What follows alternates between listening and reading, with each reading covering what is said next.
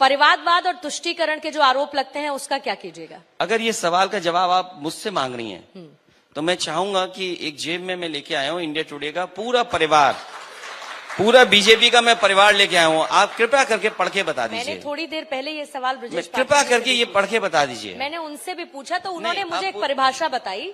नहीं, मैं आपसे चाहता हूं, उन्होंने कहा एनडीए के खानदानी सहयोगी।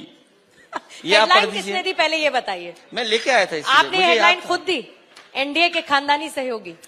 कई रंग में शामिल है इस भगवा में। देखिए, ये पढ़िए, ये शक्लें आप पहचानती होंगी। मुख्यमंत्री योगी आदित्यनाथ ने विधानसभा में एक पर्चा पढ़ के बताया था। क्या था? 46 में 56 ना क्या 46 में 56? खूब शायरियों का दौर वहां चला और एक पर्चा पढ़ के उन्होंने न्यूज़पेपर की एक कटिंग सुनाई जिसमें आपके लिए बड़ी अच्छी अच्छी बातें लिखी गई थी। कुछ आप खिलाड़ी बन गए थे, आप कुछ छक्के मारने लगे हैं, वो सोच रहे थे कि आपको पुरस्कृत कर दिया जाए। वैसे ही पर्चे आप लेकर फिर आप भी उलझ गई ना। मैंने कहा वो भी लाए, आप भी लाए। अगर मैं क्रिकेट के सिक्सर की बात करूं, छक्के की, और वो कुछ और समझ जाए तो उसके लिए मैं क्या कर सकता हूं? तो क्रिकेट का सिक्सर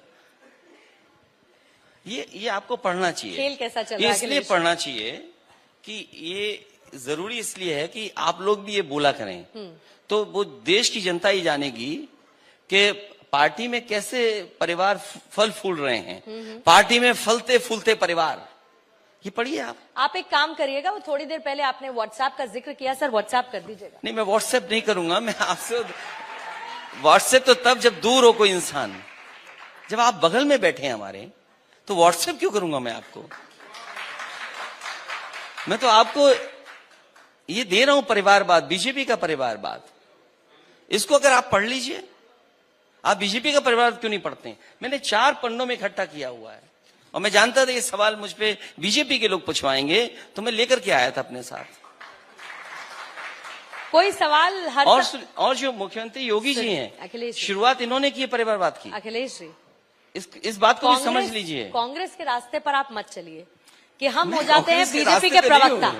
मत चलिए उस रास्ते पर, क्योंकि आप पर सूट नहीं करता वो। जो मुख्यमंत्री योगी जी हैं, उन्होंने मुझसे पहले परिवारवाद शुरू किया। वो मुझसे पहले लोकसभा में गए। अगर उनके परिवार के सदस्य मठ के न होते, उनके परिवार के सदस्य अगर सांसद नहीं होते और उनको उत्तराखंड से न बुलाया गया तो वो शायद लोकसभा में नहीं होते। हमसे पहले वो लोकसभा में गए, हमसे पहले परिवारवाद उन्होंने शुरू किया है। हम तो उन्हें फॉलो कर रहे हैं। तो अगर फॉलो कर रहे हैं तो क्या गलत कर रहे हैं हम? इसमें कोई जवाब हो आपके पास तो बताइए। नहीं, इस पर बीजेपी जवाब देगी। मैंने कहा तो आप उनको ये बीजेपी का बताइए सर। शुरू करिए। चाहूंगा कि शुरू करिए, मैं आपको समय देती हूँ। मेरी आप मदद करिए। हाँ।